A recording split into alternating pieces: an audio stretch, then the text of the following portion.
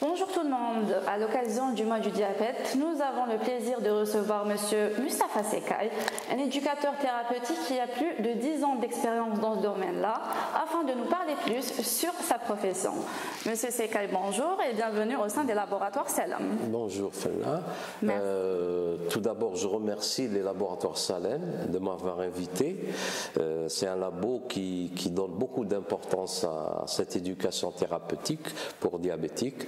Et il a toujours été présent à nos demandes et qu'ils en soient remerciés. Donc la journée mondiale du diabète, comme son nom l'indique, elle a lieu le 14 novembre de chaque année. Donc c'est le jour d'anniversaire de Sir Frédéric Banting. C'est un médecin et physicien en même temps canadien qui a été à l'origine de la découverte de l'insuline en octobre de l'année 1921 avec son assistant Charles Best, et ils ont eu le prix Nobel à l'époque. Cette journée reste un moment privilégié pour sensibiliser la population diabétique et le grand public en général sur les signes, les causes et les traitements de cette maladie, et surtout pour éviter, pour les diabétiques, pour éviter les complications vasculaires, micro et macrovasculaires. Cette journée a été créée et lancée par l'OMS en 1991 à Genève et coparrainée ensuite par la FID à Bruxelles. Chaque année, une thématique revient. Cette année, c'est l'accès aux soins. C'est le slogan, c'est si c'est pas pour aujourd'hui, c'est pour quand. Donc l'OMS pose la question au pouvoir public pour la précarité de certaines populations qui n'ont pas accès aux soins. Et il y a eu auparavant d'autres thématiques comme œil et diabète, rein et diabète, Covid et diabète. Et de l'année 2010 à 2013, sur 4 années consécutives, la palme est revenue à l'éducation thérapeutique vu son importance. Voilà brièvement cette journée, comment elle a été à l'origine de l'histoire un peu de cette journée. Effectivement, donc vous avez cité les complications chez un diabétique. D'après vous, comment on peut les éviter ? Pour éviter les complications du diabétique, d'abord le patient soit coopérant, il doit assister à des séances d'éducation thérapeutique parce que il faut l'évaluer chaque fois, soit en présence de son médecin traitant, soit par son entourage. Donc c'est tout simple, il faut qu'il soit bien équilibré. Ces chiffres sont toujours dans les normes. Il faut une activité physique et sportive régulière, bien sûr. Aussi un programme alimentaire adapté basé sur la variété. Et la variété, tout le monde le sait, c'est elle qui est à l'origine de l'équilibre. Donc il faut varier son alimentation pour être en équilibre. Donc c'est tout simple, c'est une activité physique, une alimentation saine et variée et l'observance de son traitement. Donc il faut il suit les recommandations médicales ou de son éducateur pour qu'il soit bien équilibré constamment, en permanence. Et c'est uniquement ça qui va déterminer les complications futures. Parmi les premiers éducateurs thérapeutiques en Algérie, quelle est votre vision future par rapport à la prise en charge du diabète ? Pour répondre à cette question qui concerne le futur, il faut revenir un peu en arrière pour voir l'évolution de cette éducation thérapeutique. Effectivement. Alors, dès la découverte de l'insuline en 1921, une question s'est posée spontanément, c'était l'attitude thérapeutique. Est-ce qu'il fallait hospitaliser tout le monde, tous les malades, pour bénéficier de leur insuline? Oui. Est-ce qu'il fallait mettre un médecin 24 heures sur 24 pour donner cette insuline, délivrer cette insuline pour les malades? Bien sûr, la question était non, ça relevait de l'impossible, donc on a pensé pour une approche thérapeutique. Et comme ça, c'est venu, ils se sont entendus sur le principe de transfert de connaissances des professionnels de la santé vers les patients diabétiques pour justement qu'ils soient un partenaire de son soin. C'est ça le plus important. Le malade devient partenaire de son soin. Voilà, il va s'occuper de son soin. Et de 1921 jusqu'aux années 70, on a tâtonné, on a tourné peut-être en rond. Et grâce au dévouement de Leona Miller, une américaine, une californienne de Los Angeles, médecin, qui a constaté beaucoup d'hospitalisations abusives de certains de ces malades, à précarité bien sûr. Ils venaient pour des désordres métaboliques, une hypoglycémie, une hyperglycémie, une ulcération de pied, une lésion de pied. Donc elle a réuni son staff médical, multidisciplinaire, et elle a commencé à éduquer ses patients et l'entourage, et leur entourage bien sûr, et elle a constaté comme ça une diminution du nombre d'hospitalisations, de la fréquence et la durée des hospitalisations. D'où l'importance de l'éducation thérapeutique. D'où l'importance, c'est-à-dire que c'était Madame Miller, elle a lancé les véritables fondations, l'acte fondateur de l'éducation thérapeutique. Et qu'elle en soit remerciée.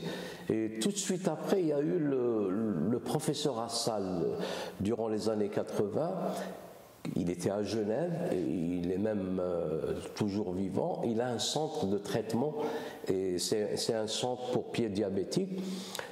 Ce monsieur Assal, il a pu convaincre les pouvoirs publics pour rendre cette spécialité comme une discipline scientifique, et il y a même un cursus universitaire. Et ensuite, il a lancé la formation des formateurs.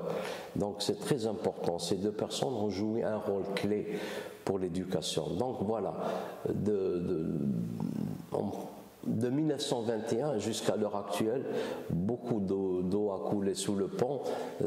Bon, il y a eu quand même beaucoup d'évolutions, mais le futur, c'est l'autonomisation des patients, par l'éducation thérapeutique, par leur entourage, par l'enseignant à l'école, par le prof d'université, parce qu'on a tous des patients diabétiques, soit à l'école, soit à l'université, soit au niveau des entreprises. Donc le diabète va évoluer. Bien sûr, les diabétiques de maintenant vont peut-être bénéficier de cette éducation, mais le plus important, c'est de dévier cette trajectoire de cette pandémie.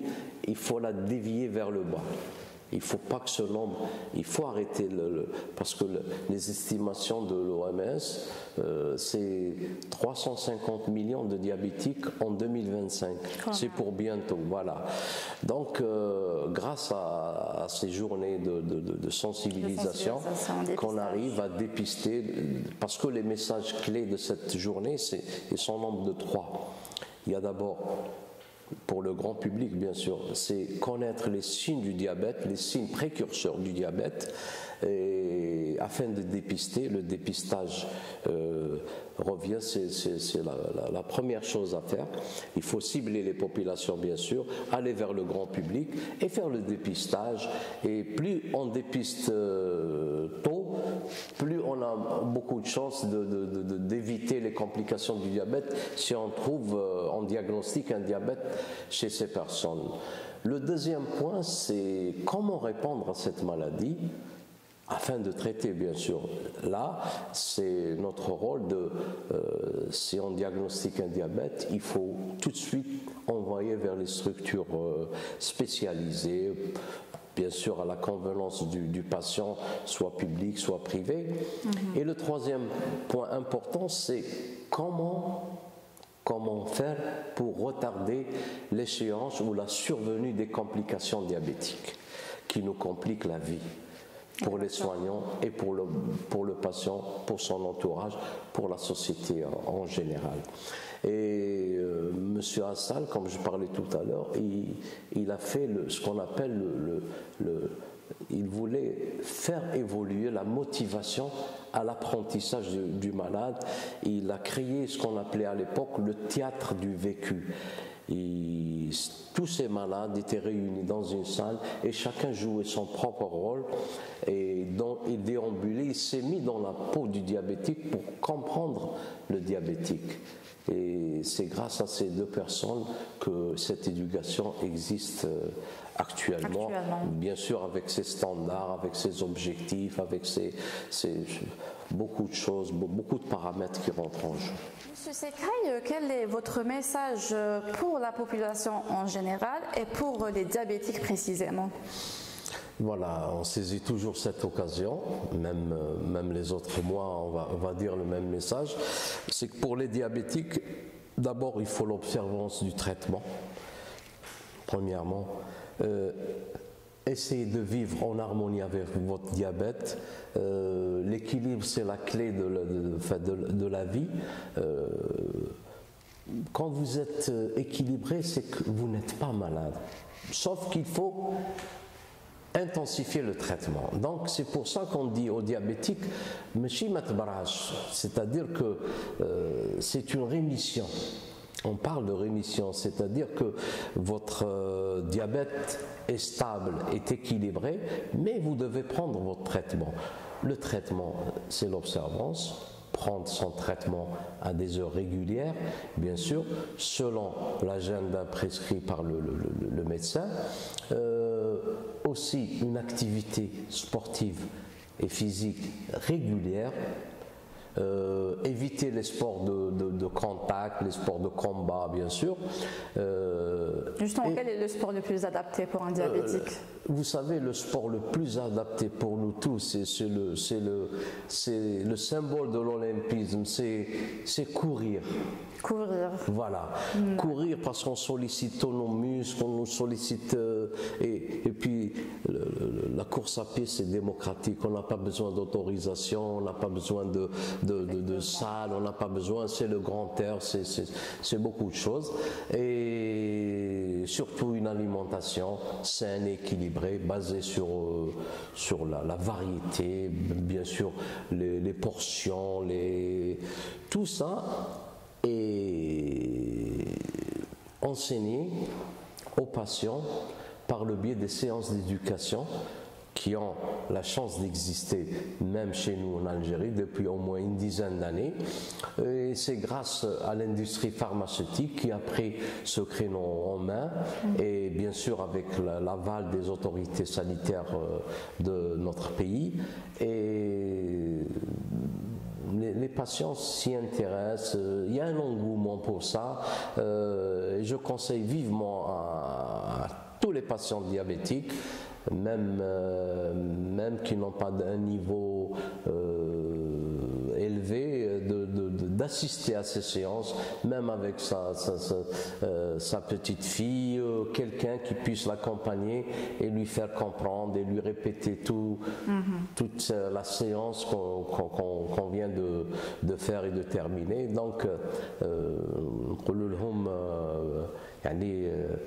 maintenez ce rythme et soyez équilibrés, c'est la clé de votre réussite et vous allez mener une vie tout à fait normale sans... Voilà, c'est les grands messages qu'on peut lancer à nos patients diabétiques. Et en général, pour la population, il faut la pratique sportive, parce que le sport, c'est d'abord le bien-être général. Donc quand on fait du sport, on se prépare bien, on est bien dans sa peau, ça a été vérifié, ça a été prouvé. Donc pour les personnes qui peuvent faire des séances de natation, de l'équitation, de diversifier les activités, mais moi je conseille surtout pour débuter la course à pied. C'est adapté, on n'a pas besoin d'un créneau comme la natation où il faut payer de l'argent, il faut s'adapter au créneau qu'on vous offre et tout. Donc moi personnellement j'adore la pratique de la course à pied. C'est un sport universel, donc l'être humain quand il est apparu sur Terre, il a tout de suite couru. Voilà, c'est les messages. Et je remercie toujours les laboratoires Salem de m'avoir donné cette opportunité de parler du diabète et de ses conséquences. Et voilà, et je vous remercie. En tout cas, c'était très très enrichissant. Merci à vous. Merci d'être venu. Merci d'avoir répondu à nos questions. Et je vous laisse le mot de la fin. Le mot de la fin, voilà, donc aussi je conseille à nos chers diabétiques d'aller se faire vacciner. Le vaccin, on a tous fait nos vaccins quand nous étions petits, donc il n'y a pas lieu, c'est un vaccin mondial, c'est tout le monde, plus d'1 milliard de personnes qui ont été vaccinées dans le monde déjà. Donc je conseille aux diabétiques, parce que c'est des personnes à risque quand même, donc d'aller se faire vacciner, c'est mieux. Comme ça, ils n'auront pas les formes graves, Inch'Allah. Et voilà, donc c'est mon dernier message. Très bien, merci beaucoup, M. Sekai. Je vous remercie.